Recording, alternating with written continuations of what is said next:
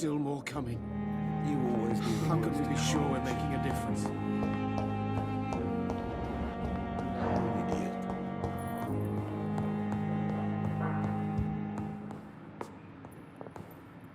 Good evening, madam. Can I help you? It's my son who needs you, sir. I'm Dr. Jonathan Reed. How can I help your son? I'm Beatrice Goswick, mother of Mortimer Goswick. Could you check on him, please, Dr. Reed? I've heard much of your talents as a physician.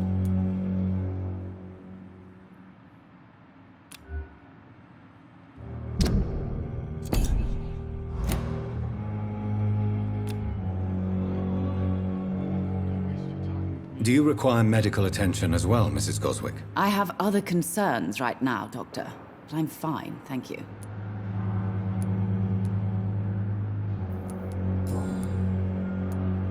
What can you tell me about yourself, Mrs. Goswick? Not much to say. Just take care of my Mortimer and I'll cover all the expenses. That's all that matters. Are you really that rich?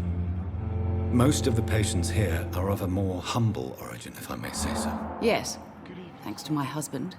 May he rest in peace. I can cover any needed medical expenses. May I ask if you have an occupation, Mrs. Goswick? I'm a teacher by profession. I teach young women who are more ambitious about their futures than their families. What do you think of your reception here? Any complaints? I have had the uttermost reservations about this hospital since we arrived. But we had no other choice, considering the state of emergency. Is there something in particular that's bothering you? Some of the staff were not especially welcoming. I suspect they're not accustomed to dealing with patients of such social standing. Tell me more about your arrival at the Pembroke Hospital. What gave you such a bad first impression? The ambulance driver was quite rude, for a start. And that nurse, Miss Hawkins, seems to have quite a dubious attitude. What do you mean? She managed to secure a bed for my son despite the epidemic. It was a relief, but it wasn't cheap.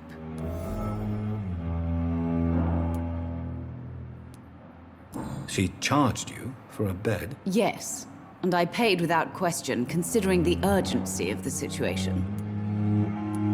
I share your concern, Mrs. Goswick. Be sure that I'll talk to the people involved. I don't expect compensation, Dr. Reed. But I'm aware such behavior would not be tolerated in other hospitals.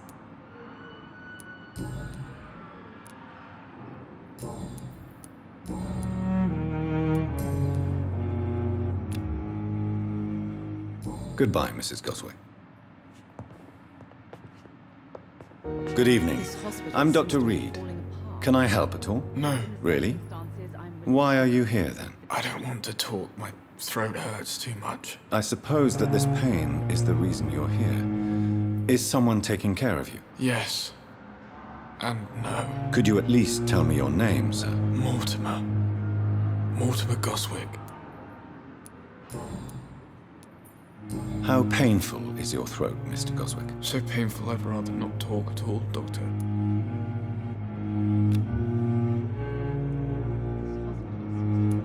I'm sure you realize a doctor and his patient have to communicate, sir.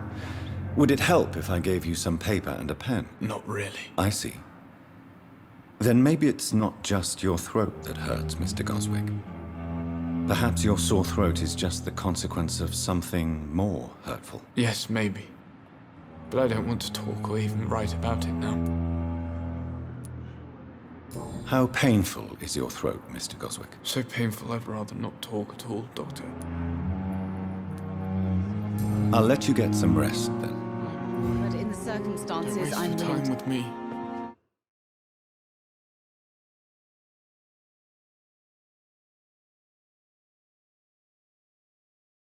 I will not let you down, my boy.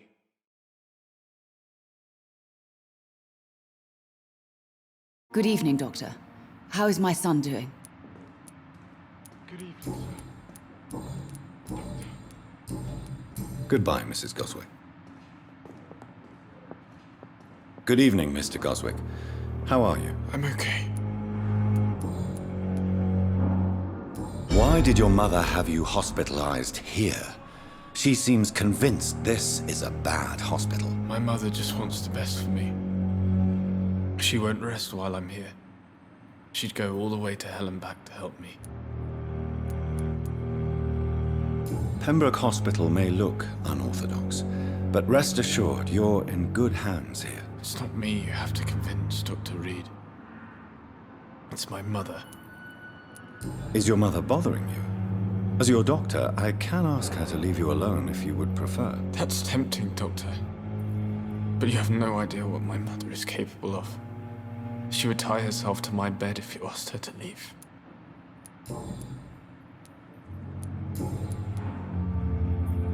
Do you need any help? I'm afraid I may, sir.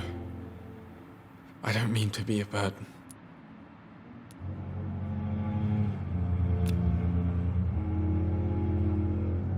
I will see you later. Tell me about yourself, Mr. Goswick. I don't want to talk, Doctor.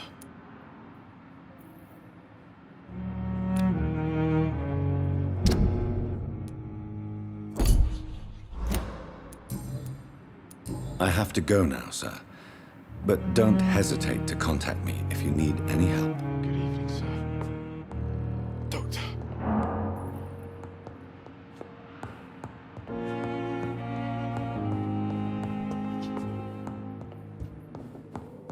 My sweet girl.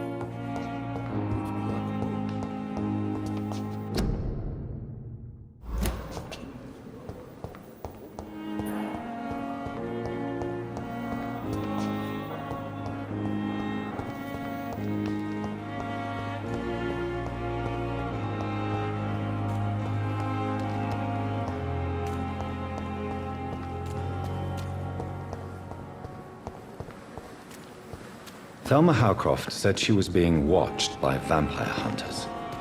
Where are they hiding? I should investigate. It's locked.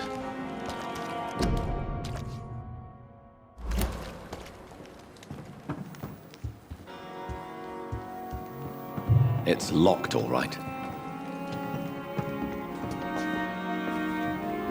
Good evening.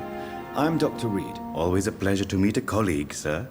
Especially when he was supposedly dead. A colleague. Are you a doctor, too? Not anymore, sir. I used to be Dr. Rakesh Chadana. Now, I'm just Mr. Chadana, pawnbroker and humble guardian of this morgue. What do you mean, you used to be a doctor? Was your license revoked? No, sir. It is just that I like to be precise.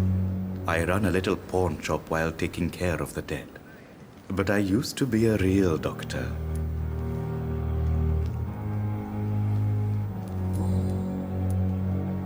Are you afraid or uneasy being surrounded by so many corpses? Why should I?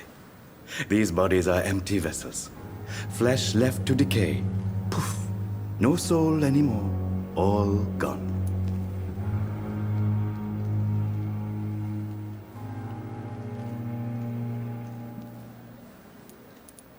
An interesting point of view. And quite an exotic one, too. Most people fear, or at least have a respect, for dead flesh. Sir, as a medic during the war, I learned to face my death and the death of others. It's the pain we have to tame, not death itself.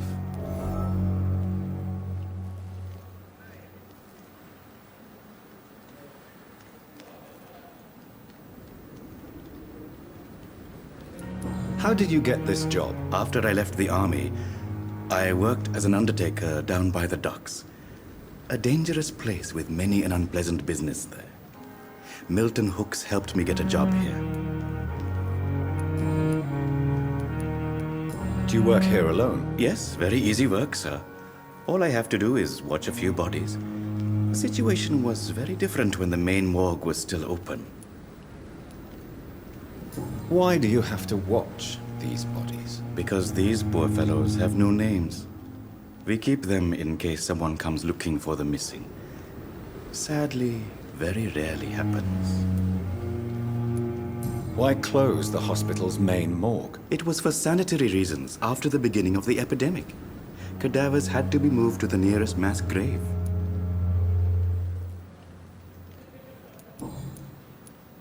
Have we met before? I don't think so, sir.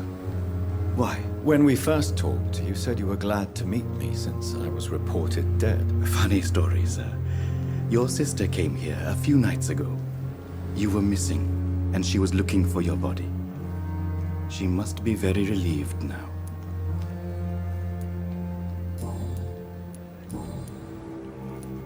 A pawnbroker?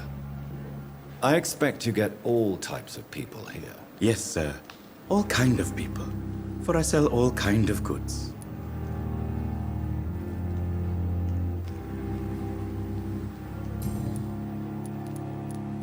A pawnbroker? I expect you get all types of people here. Yes, sir. All kind of people. For I sell all kind of goods. Who comes here to trade with you? It's very unhygienic, even unsafe. Diseases can spread. For the customers, for the hospital. I'm very cautious, sir. I've been a doctor, remember? And all my clients are good people. In fact, I think I only know good people. What kind of goods? With the quarantine, it's not always easy to buy things. So I trade, I exchange. Some people sell, some others buy. I like to help. Since you're not afraid of dying, do you believe in life after death, Rakesh? No, I believe we must do all the good we can while alive. For our time is short, and the obstacles are endless. Do you think you would enjoy immortality as a concept? I don't think so. Don't mistake me. I love life, and I'd like to live a long life. But everything has to decay, sir. Even goodwill. Do you really believe goodwill cannot last? As I said, sir, everything decays.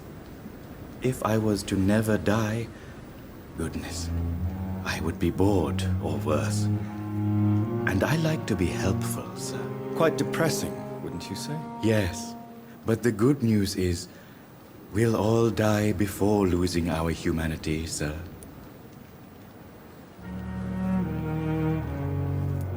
So you're ready to die? No, I am not. I don't fear death, for I won't see it. What troubles me is the pain my death will inflict to those I know. You're a wise man, Mr. Chidama. No, Dr. Reed, I am a foolish man. But I like to think otherwise.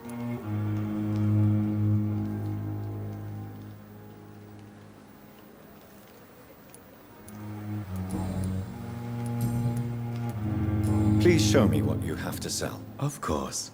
It's just trinkets and curios, really. But I'm sure they can be useful.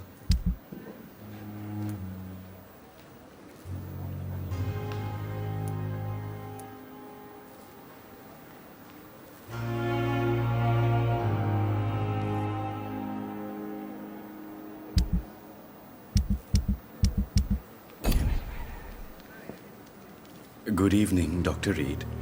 Such a pleasure to see you again.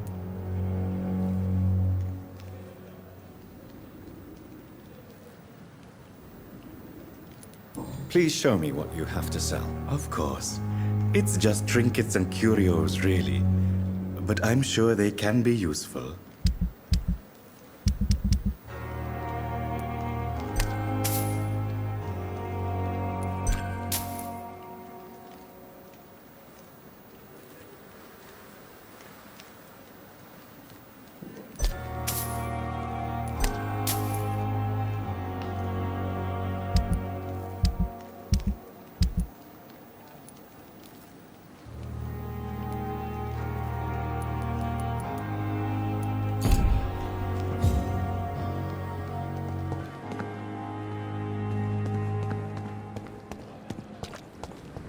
I'm sure that during your lifetimes, It's locked, all right. see things that no one could believe.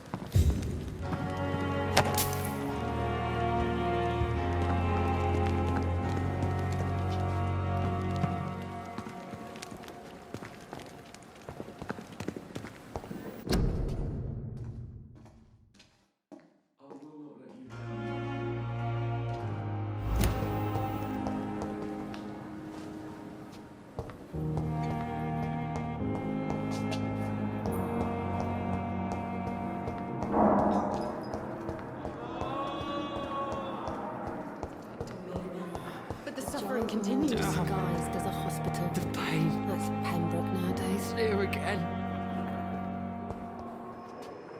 Good evening, sir. Can I help you? Unless you're here to fix my face. No. I don't think you can help me. I'm Dr. Reed. I've recently taken the position of head surgeon here. War injuries, am I right? You guessed right, Doctor. German shell took my pretty little mug right off. But they still call me Thomas Elwood.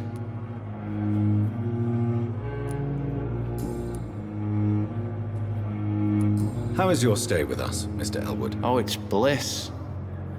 I just escaped death in the trenches to be surrounded again by the moans of the dying. Can I ask you precisely why you're a patient here? It's the pain, sir. The drugs don't work. It just hurts under the scars, if you get my drift. Can I do anything for your pain? Nurses gave me a bunch of pills. No effect. Told you. It's like the flames are under my skin, burning away. Who is treating you? Is someone in particular looking after your case? Nobody since the old and tired doctor spoke to me.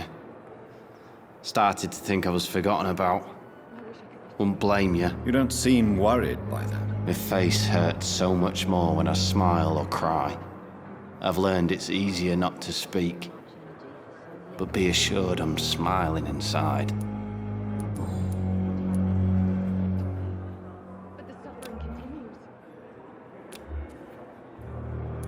Why do you feel responsible for the injury, Thomas? What really happened? I wasn't disfigured by any German shells. It happened during my leave. It was an accident. Why lie about it? Come on. It's one thing to come back disfigured by the Germans, and it's another to get injured in an accident that could have happened to anybody. Reconstructive surgery has been very successful for some soldiers. I don't want to wear a bloody mask for the rest of my life. I'd rather stay here and just be forgotten.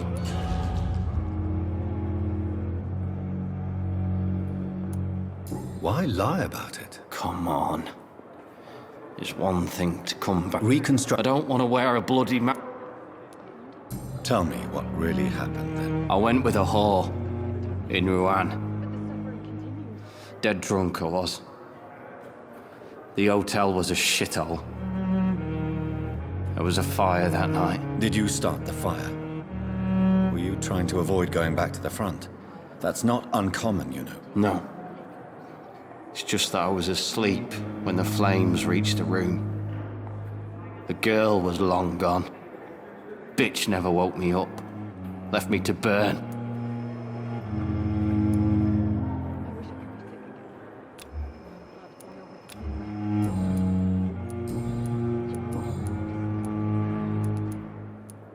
How close are you to Miss Horcroft? Are you aware that she thinks she is a vampire? To wait for her next nibble is the best reason to stay here. Every time she approaches my bed, she treats me like something tasty. A normal person. Aren't you afraid? She may hurt you if the game goes too far. She's quite harmless, I can assure you. Her head's broken inside is all. While I'm busted on the outside. But she's still beautiful. Living proof that there's hope for me. So do you let her bite you? You know that's not sanitary. And why not? She's only supping a few drops of me blood. And the pain, it's real for once. She could decide to bite less willing patients. Then it's another good reason for me to stay here, Doctor. You do realize she's mentally disturbed. It's called the Cotard syndrome. She truly believes she's a vampire. In her madness, she never refers to my scars. And frankly, if I could, I'd join her world. It seems much more fun than the real one.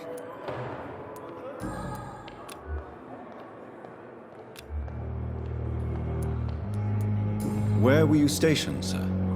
Did you serve for long? I really don't want to talk about all this shit. No offense. I was pushing too much. I served in France myself. I just wanted to know what happened to you. You were an officer, weren't you? Then I doubt we fought the same war, sir. No offense. Goodbye for now, Mr. Elwood. Damn. The pain. Good evening, Miss Howcroft. How are you tonight? I need blood, Doctor. Warm, rich, vibrant blood.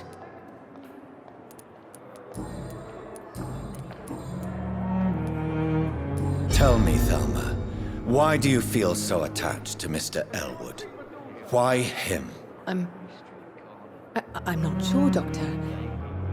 I think we have a bond of some sort. We've both suffered so much. He's the only mortal I find interesting. Do you plan to make him a vampire too? Of course not. How could I inflict my curse on anybody else? I'm not that cruel, Doctor. Would you say you and Mr. Elwood are romantically involved? No. No, Thomas is a delicate soul. Even though he disguises it. But I am not the woman he needs. No, for I am a vampire, Doctor.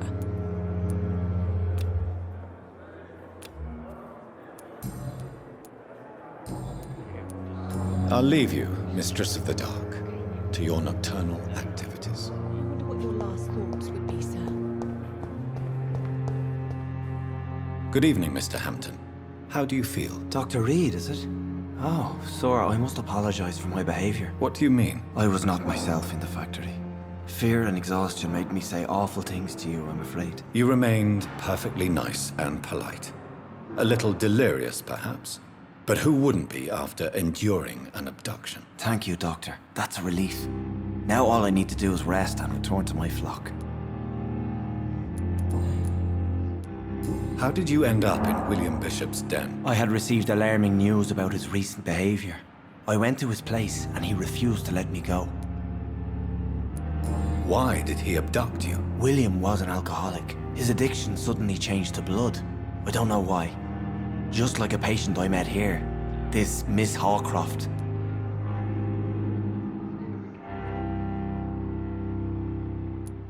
You dared to enter this awful place alone. You're a hero, Mr. Hampton. Or a fool. I'm just a man trying to help his friends, Dr. Reed. William Bishop was a conflicted soul, searching for light.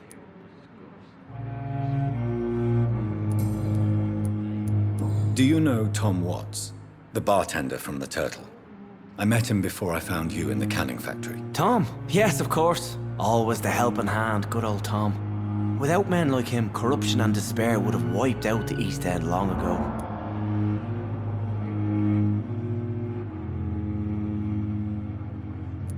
People are still in despair. How could it be otherwise? The authorities have left us all to rot in this contagious nightmare. No drugs, no advice, nothing. It's a damn shame. Who should I avoid in this part of town, then? Any particularly evil figures? Not really. Most men and women are just doing their best. And it's not my habit to speak ill of people I know, Doctor.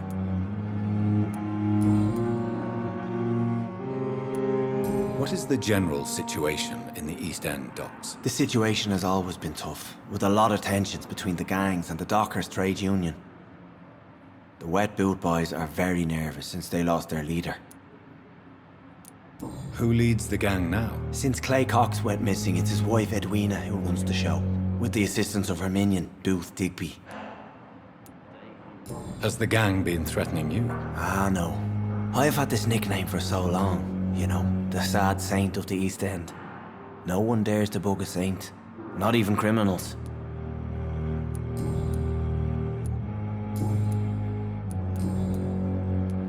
What do you do for a living, Mr. Hampton? I can't help but notice the cross around your neck. I manage a night asylum for the poor and homeless of the docks. And I try to guide the lost and hesitant on the right path to our Lord. Are you a priest, Mr. Hampton? A deacon, maybe? Not at all, Doctor. I'm just a man of faith willing to preach the good word. Why didn't you use your cross against William Bishop? To repel him somehow? That's a very strange question, Doctor. A cross is no magical token, if that's what you were trying to say. Not mine, anyway. How do you feel, Mr. Hampton? Medically speaking, I mean. I feel exhausted. Beyond exhaustion, actually. William drank so much of my blood in his madness. I feel empty. You're in good hands here. Dr. Swansea is well versed in blood transfusion, and I'm sure he'll take the best care of you. Thank you, sir. I believe all I need is rest. And then I can go back to the people who need me. Have you made friends since you arrived? Not really, but I recognize Miss Harriet Jones. I knew her when she lived by the docks. That poor woman had such a miserable life. You never came to see her here at Pembroke. Receiving visits when sick can be an important part of the healing process, you know. We're not just bodies. You're preaching to the converted now, Doctor. To be truly honest, I thought she was dead. She left the docks many months ago. Goodbye, Mr. Hampton. We'll talk again later. It's locked. The daily routine. Good evening, Nurse Hawkins. Good evening, Dr. Reed.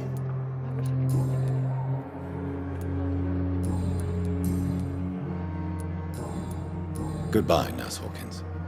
The pain. It's here again. I have wasted too much energy for so little result.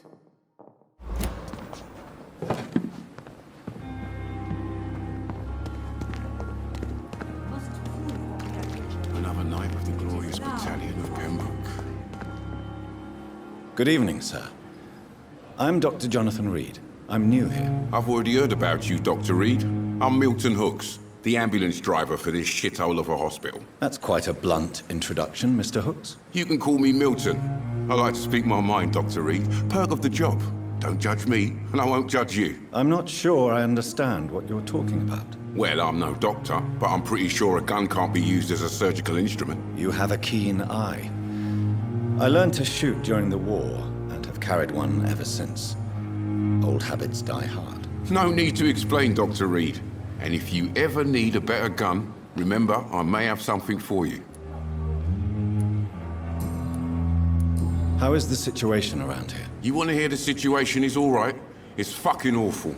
We lack everything, and it's getting worse every day. Are you really smuggling weapons through the hospital? And why not? I've already been attacked by patients, you know. And by gang members willing to steal my money. But you're not defending yourself. You're selling guns to civilians. You keep people alive your own way, Doctor. I offer them another way to protect their health. So what do you do exactly in this hospital? Apart from smuggling guns, I mean. I've been an ambulance driver since... too long, I guess. I bring sick people here night and day. It's a dirty job, but I get it done. Most of the time. Since you're on the front line, how is the sanitary situation in this vicinity? It's a complete disaster. It's even getting dangerous to enter some streets or buildings. Even the locals attack you. It sounds like things have been a bit rough recently. What's happened? Yesterday I got attacked by the patient I was bringing here. I escaped through the hospital's garden, but I lost my wallet when I was running. You left an infected patient outside the hospital? That's incredibly dangerous. Go there yourself if you want, but be careful, Doctor. I'd rather not bring your dead body back.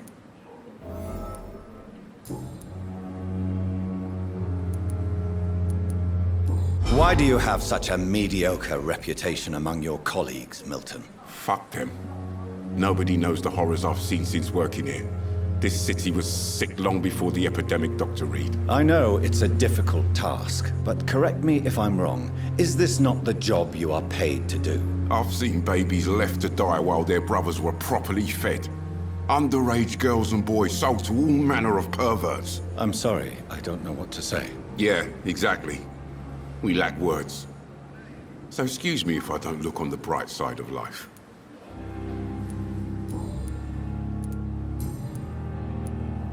Tell me why you're extorting money from some of the patients here. If a patient wants a bed, he'll have to pay me a little fee. That's all. Where did you get the idea for such an immoral scam? Funny you should ask. The first time it was from a patient who bribed me to get a bed. It's only then I realized I could make a fortune.